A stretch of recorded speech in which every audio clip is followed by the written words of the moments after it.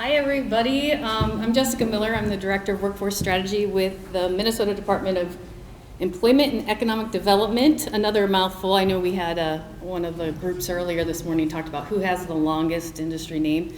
We didn't win, but we'll try for that. We can add some more letters, I think, to our acronym. But we're really excited to be here today. We're going to talk about some best practices we're hearing around the state, some resources that we have available, and we are just really thrilled to be able to have this conversation with you today. You want to introduce yourself? Sure. Good afternoon. I'm Carrie Bendix. I'm the Executive Director of the Southwest Minnesota Private Industry Council and the Workforce Development Board for Southwest Minnesota. I want to kick things off by giving a shout out to Kyle. He did my technical support up here. If you noticed while you were talking, everything was flipped for us for some weird reason, but we got it figured out, so thank you, Kyle. That goes to show you the partnerships and the collaboration that happens in Southwest Minnesota that is unmatched around the state. I can attest to that. All right, so Workforce Strategy Team with DEED. What do? We develop workforce solutions, recruiting and retention strategies for employers around the state. We also work with communities to look at ways that we can assist in creating bridges over barriers to employment and becoming welcoming communities. And as we've been doing our work, we've noticed that the strategies that are coming out of the work that we're doing with employers fall under 5 buckets, and you'll see those buckets up here: recruiting and brand awareness, employee retention and career opportunities, onboarding, training, and upskilling, diversity, equity, inclusion, and accessibility, and engaging community partners and stakeholders. So all the strategies, as we're building this relationship with the employers around the state, they all seem to fall into those categories. The work that we do, we have a team, a regional team, not only of just the consultants, but we focus on data. What is the data telling us? We work really closely with Kelly and Luke, and I don't know if Luke's still here, but we use that data that our regional analysts pull together to determine what are the talent pools that you have available to you as employers in your area, and then we help you build strategies to target those specific areas of people and growth opportunities. We also work regionally to look at what are the emerging sectors that are coming to each region, what are the businesses that are coming in, what are the highest jobs, what are the jobs that they're going to be hiring for, and how can we prepare the regions to be able to meet the needs of those talent, the skills, and the abilities to compete and take those jobs. So we work with our education partners as well. How do we do our work and who do we serve? We serve the employers, we serve regions, we serve state, we serve our partners. We don't do the work that we do alone. It's all about the regional partnerships that we develop and who we're working with. Carrie is one of my regional partners, and we collaborate on all the resources and the work that we do together. So when we're building out strategies and we're working with employers, we're connecting them to this larger network of resources that are available in the region and the state. A lot of our projects are regional, but we do have statewide projects too. So as the state is taking on new sectors like semiconductor, for an example, we're also looking at taking on a lot of business around flexible plastics.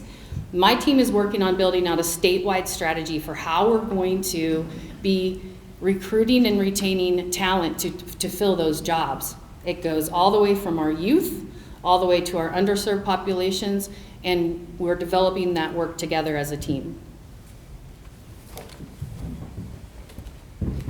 And then I wanted to talk about the resources that are local too. So CareerForce is Minnesota's workforce system. It's made up of it's the core partners who develop the whole CareerForce branding for all of the workforce services to individuals, job seekers, and to employers are kind of branded under the CareerForce umbrella.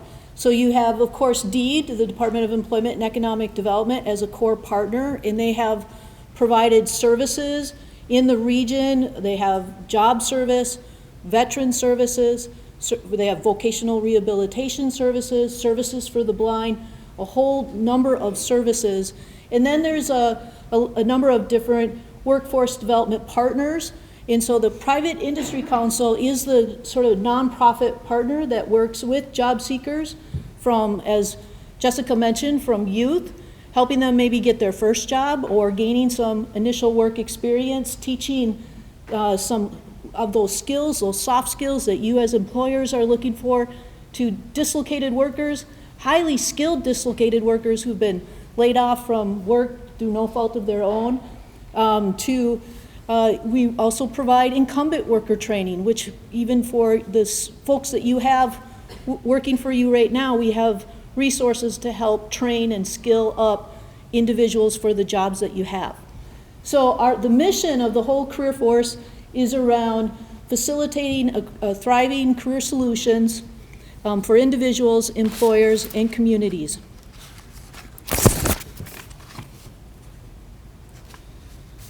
And there's also the Southwest Minnesota Workforce Development Board. This board is made up, it's a 26-person board. It's made up primarily of private sector members, but it also has economic development, education, including ABE, Minnesota West, and SMSU represented on the board. And they have 3 primary roles. The first role is to oversee the federal and state funding that comes to our local area for training and employment programs. They also oversee the services being offered through the career force locations. So we have staff in all of the 14 counties that we serve, but we have 3 career force locations, one in Montevideo, Marshall, and in Worthington. And these are resources available to you as employers. And I'll talk a little bit about that more a little bit later. And then they also set policy for workforce development programs and initiatives and new strategies. And right now, the Workforce Board is going through a process of strategic planning. What does Southwest Minnesota need? What priorities should there be for the Workforce Development Board to work on when it comes to workforce strategies?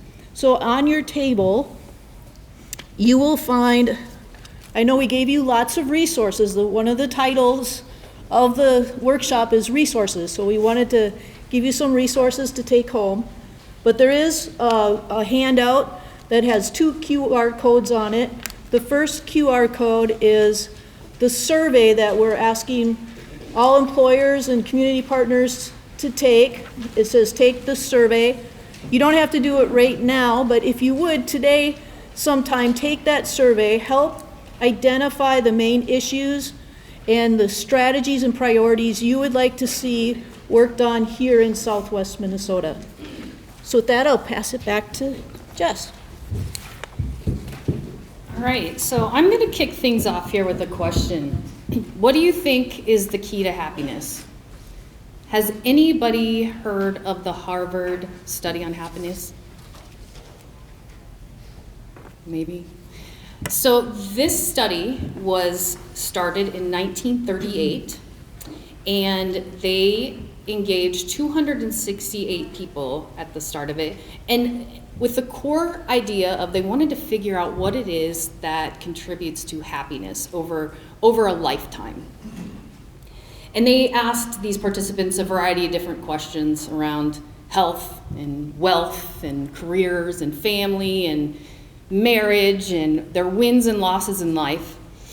And they've even now expanded this to all of those original participants' offspring. So I think now they have over 1,000 people that they've been studying since 1938. And what did they find out is the key to happiness? Close relationships. It's worth more than money. It's worth more than fame. They have determined that above all else, it's the close relationships that bring true happiness to people. So what does this have to do with workforce? And what does it have to do with retention of employees? Well, to dig into that, we've got to look at what are some of those barriers to employment. Here's a long list. And a lot of these components were exacerbated during COVID. We know that. And we know that employers have been tasked to be innovative in how they're recruiting and retaining talent since before COVID, when the workforce shortage was starting to really kick in, but COVID really made things kick in, which is exciting for me as a strategist when it comes to workforce, because I've got employers now who are really willing to try all kinds of things to engage with the folks that we have out there available to work. And what are the talent pools? What are the talent pools that are most affected by these barriers to employment? Here's our untapped talent pools. Our immigrants and refugees, our dislocated workers that Carrie had mentioned, those who are unemployed, those who are underemployed, our youth, our second chance workforce, those who have been previously incarcerated, our older folks, our veterans, those that might have a disability, and a lot of those marginalized, diverse talent pools that we have within our state are historically tasked with having higher unemployment rates, with lower wages. And what are we doing as a system to help lift these folks up? And what are we doing as employers to help bridge those barriers to employment and developing strategies within your recruiting and retention goals to be that bridge for the workforce? And Kelly and Luke earlier set us up perfectly to be talking about these unprecedented times.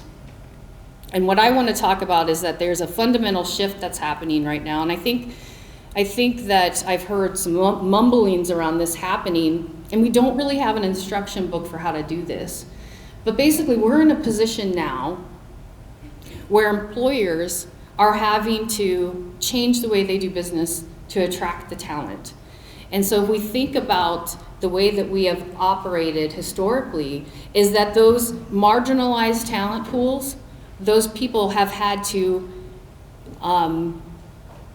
conform to the dominant culture. And now we're going to flip that script. And we're going to educate employers on how they can be a good employer for those talent pools that might have different ways of doing things and thinking things and living life. And a couple of things that we have that we're working on at a state level for that right now is, one, we have a diversity in manufacturing initiative that's a statewide effort that employers are participating in, that service providers are participating in, to get a definition. What is an employer of choice for diverse candidates? And then how can employers band together and utilize state resources to be a better employer for those candidate pools? We're also just launched the Minnesota Indigenous Workforce Initiative, where we are engaging with our Native leaders within the state. I think we've got 3 meetings that we've worked with them so far to develop a definition. What's an employer of choice for our Native communities? And what does it look like? What does it sound like? What does it feel like within the organization? And then we have a group of employers, and if you're an employer and you're interested in being an employer of choice for this talent pool, let me know, because I can get you in on this opportunity. But then we're offering education for our employers on how they can implement specific strategies to target these talent pools and to be an employer of choice. So let's talk about some of the resources that it's going to take to do these things. One of the first resources I want to call your attention to, how many of you been to careerforcemn.com? Okay, so this is the state's resource. It works with Minnesota Works. If you are as an employer, are you familiar with Minnesota Works? So it is the free labor exchange. All of the jobs that are posted in Minnesota Works shows up on careerforcemn.com. It is getting over 10,000 views every year or every month. I would have to go back. A lot. I was surprised by how much. It was a lot. And there's a job search component to it. It also has resources for job seekers like transferable skills, career assessments, helps with their resumes, interviews. But for you as employers, you'll see up there it has 4 career seekers and 4 employers. There's a list of resources available on the website for you, not only to post your jobs, but you could create an employer profile. So if someone is doing some job search here in our local area, your employer information could possibly or probably pop up as an option, and it's a place for you to highlight your company, the benefits that you offer, why, sharing why someone would want to work for your organization. There's tips and tools on the website to help you as employers. There's webinars called Workforce Wednesdays that Jess and her team put together that talk about, the newest one is recruiting new immigrants, right? There's ones on, maybe you should just mention some of the ones that are Workforce Wednesdays. Yeah, so the most recent one was engaging with our international talent and our immigrants and refugees, so those that have the ability to work within the United States, but there are also some that are here on student visas, right? And so how do we recruit that talent and retain that talent? We also, we do a variety of different topics. We've done one on childcare and adult care. We've done them on recruiting strategies, social media, diversity, equity, and inclusion. We do a lot on those, but it's the first Wednesday of every month at 11 a.m. and it goes for an hour. And then there is a Q&A session after that. All of those sessions that we've done, we've got 2 years under our belts, are on our website, and all the resources are available there too. But we really focus on having employers at the table to talk about the strategies that they themselves have implemented. Thank you, Jess. In addition, on the website, there's labor market information. If you want to know if you are paying comparable to what others are paying in the region, you can look and find information up there regarding that, or what in the world is our unemployment rate today. There's all sorts of information there that you can access as an employer. Other resources are career force locations.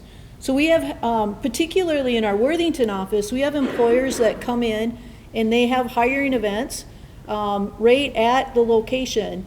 And we are seeing more than 300 job seekers every month in our Worthington office, with employers regularly having hiring events at the career force location. So do know that that space is available. If you wanted to do some sort of hiring event at the location, that is available for you to use. We will also help promote your flyers. So if you have a recruitment flyer, please let the Career Force office know. We create packets of information of those flyers that we share with job seekers as they come in to the offices. So these are free recruitment resources for you to get your job postings out. Also wanted to mention social media, both on Facebook and Instagram. There's Southwest Minnesota Careers. The Workforce Board established that as a way to help promote all of your job postings on social media. So it's a place a job seeker can go to and see all of your postings. So if you haven't yet connected with Southwest Minnesota Careers, please do that. I think we have over 1,000 followers.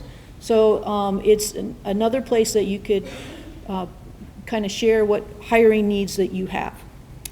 The next thing I want to talk about is our Youth Career Connectors. So this is a program that the Private Industry Council established back in 2017.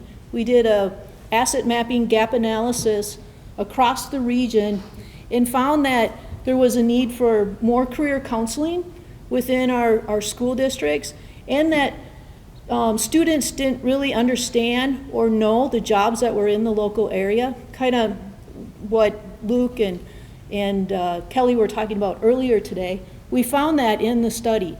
So we created a position, at that time, one position, a Youth Career Connector. They had a different title then, but it's a Youth Career Connector today.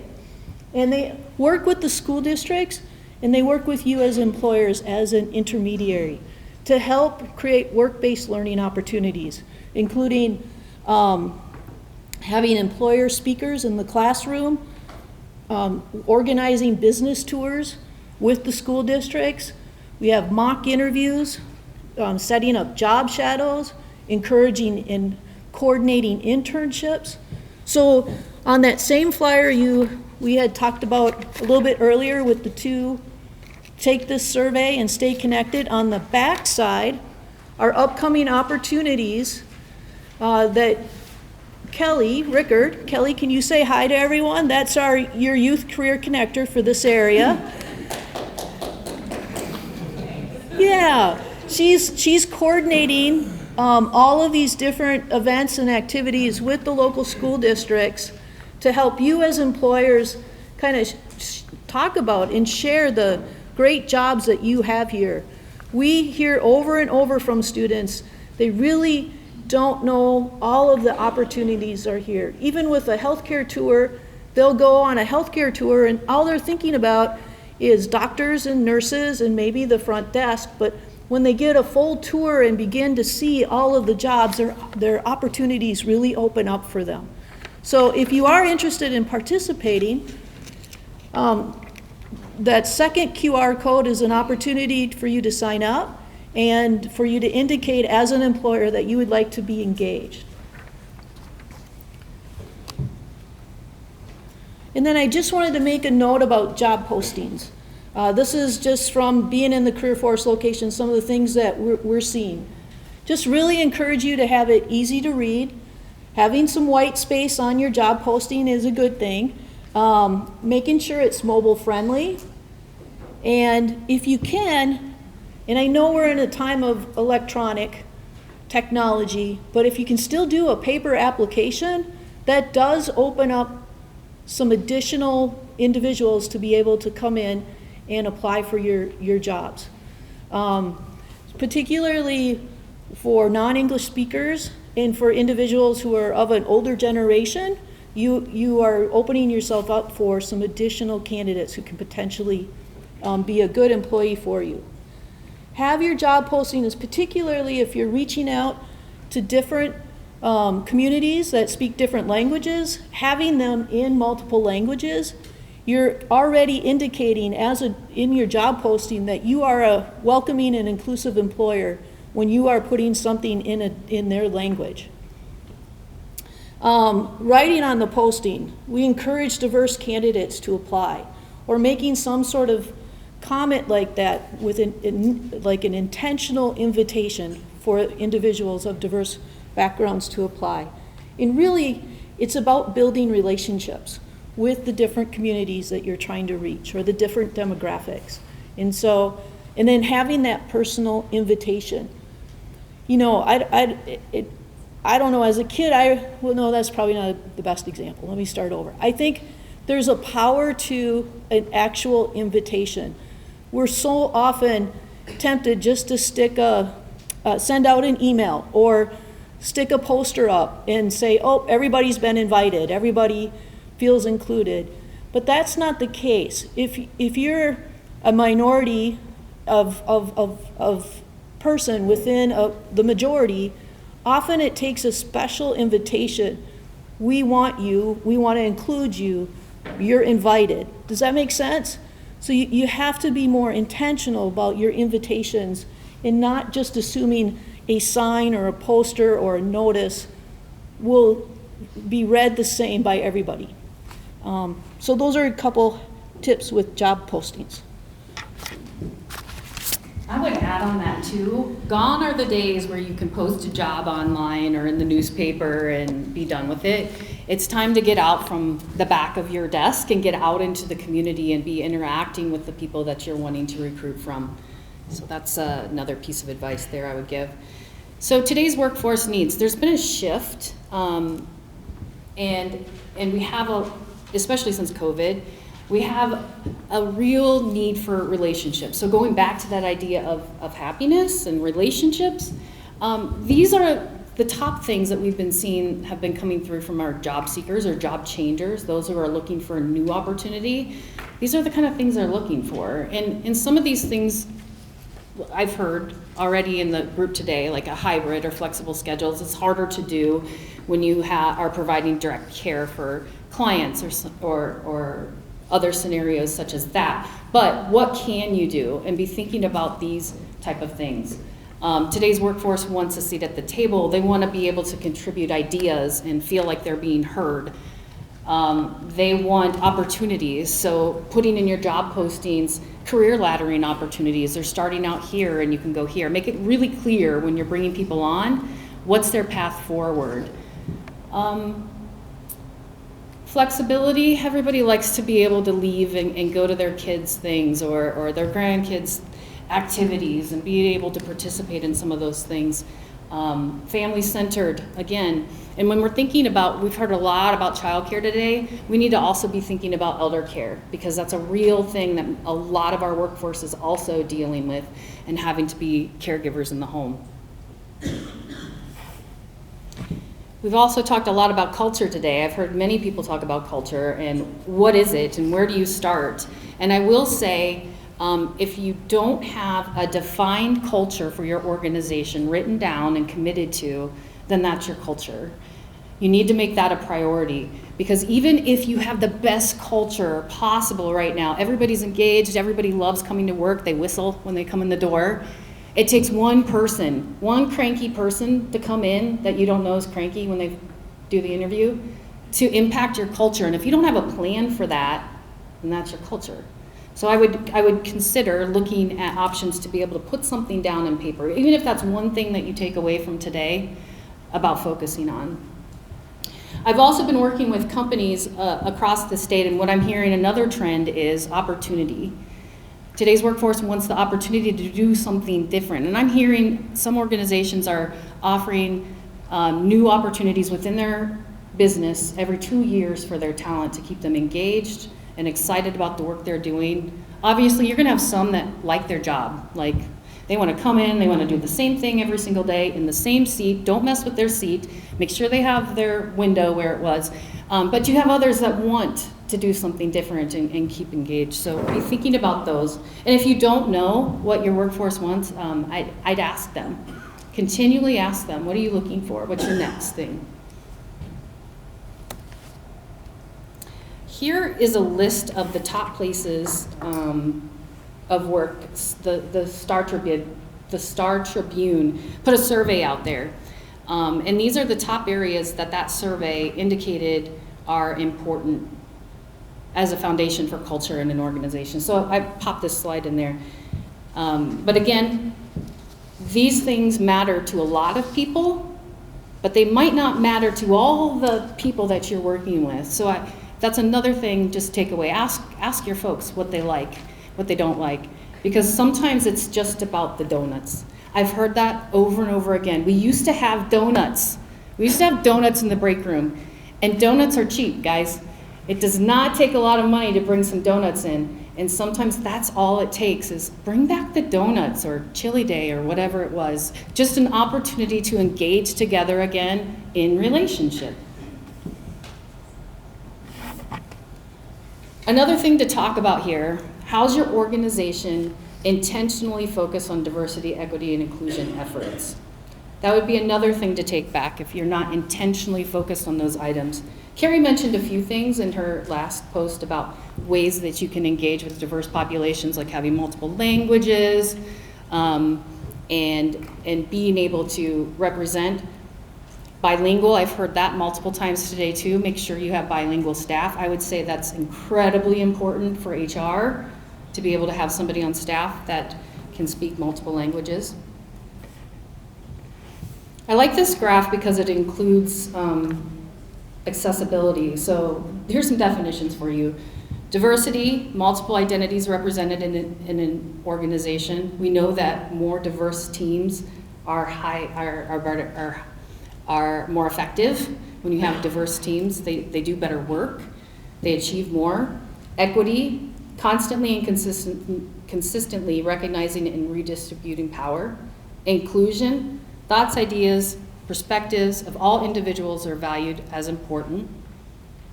And accessibility, ensuring that a product or services can be used by everyone, however they encounter it. And all of those things together, the magic formula creates belonging, which directly relates to your retention. And by the way, what do you think is a good number for turnover, a good percentage? You should all be aiming for 90. You should be aiming to retain 90% of your workforce. And some folks have a long way to go, because I heard somebody the other day, they have a 70% or turnover rate, which means they only have 30% of talent that they're retaining. So you need to find out why, if you don't know why. And here are some more tools. So I'm kind of the tool belt today. But anyways, just giving lots of different resources and such. So we talked about Workforce Wednesdays. Also, Career Force has a guide for developing diverse, equitable, inclusive workplaces. So this guide is on the table. So if you haven't seen it, it's there. Towards the back of the pages, there's actually an assessment that your organization can take to assess how welcoming and inclusive your organization is to the different labor pools that are out there. So if you haven't, I encourage you to take a look at that.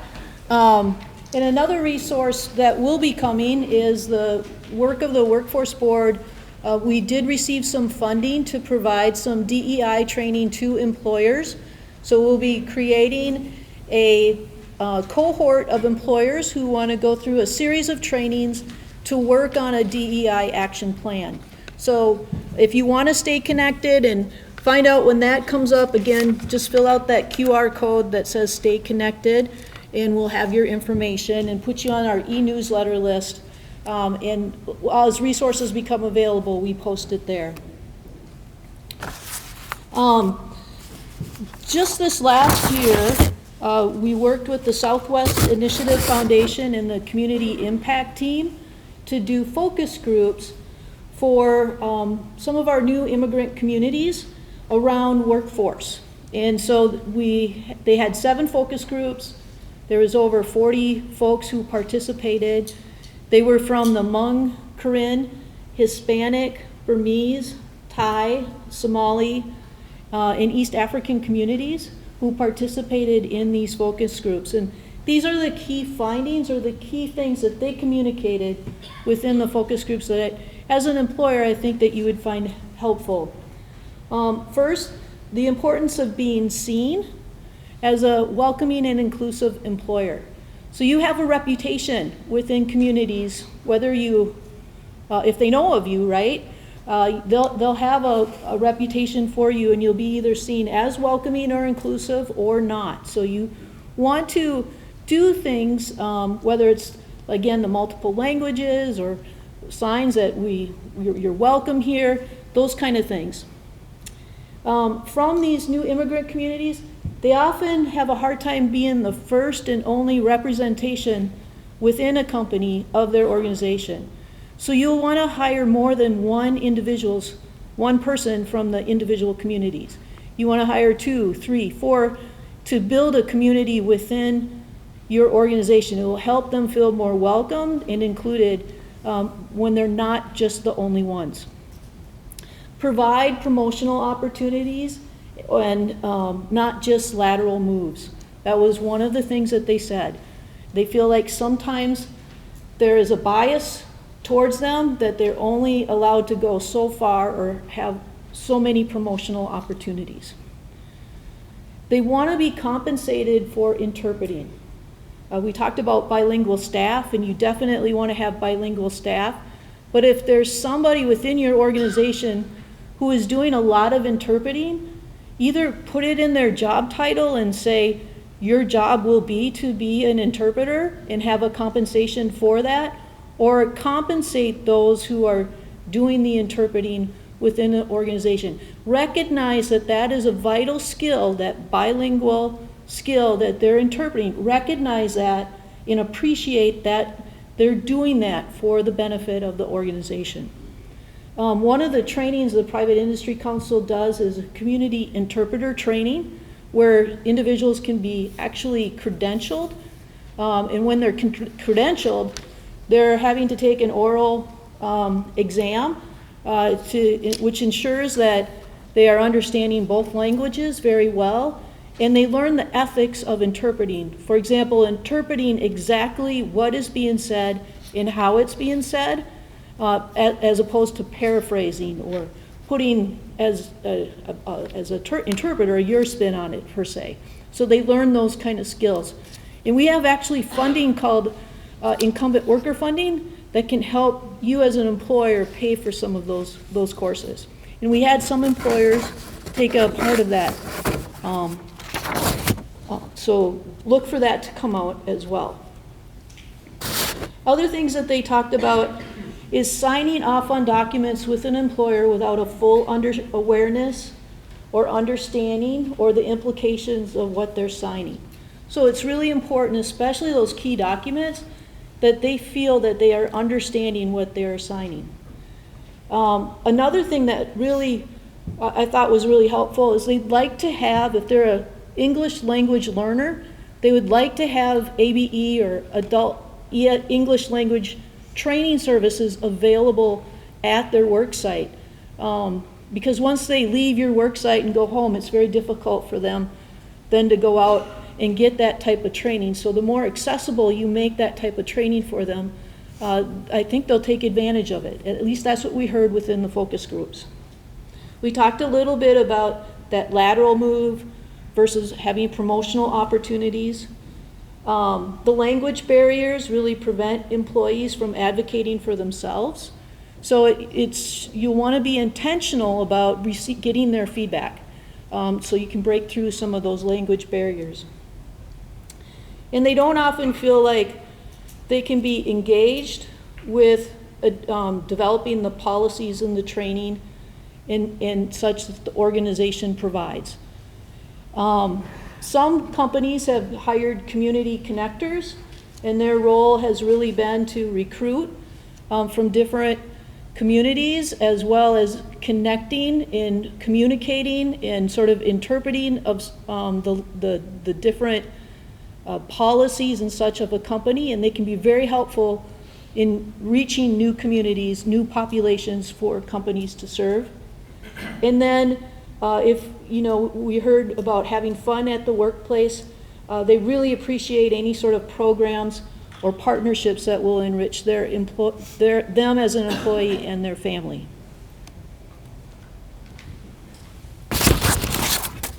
All right. So we are running low on time, so I'm going to skip through a couple things, and I'm going to spend, I want to alert you. You'll get all of these slides, but this slide has a ton of employer benefits, like out-of-the-box ideas that we've been collecting around the state for some different ideas that you can implement. Some of them cost funds, and some of them don't cost any funds. So just know that that's in this slide deck.